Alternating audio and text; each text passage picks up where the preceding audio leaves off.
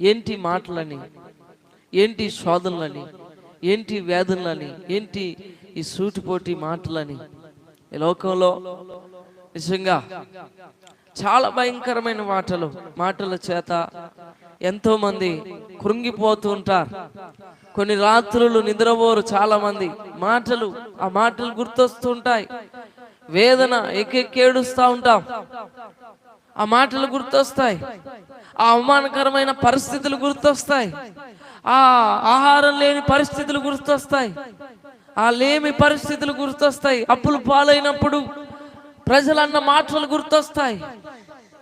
మనుషులు వేధించిన వేధింపులన్నీ గుర్తొస్తాయి. జ్ఞాపకం చేసుకోండి, ఆయన శోధించబడిన వాడు గనక శోధనలన్నిటిలో నుంచి ఆయన తప్పించగలడు. హల్లెలూయా, హల్లెలూయా. ఇక్కడ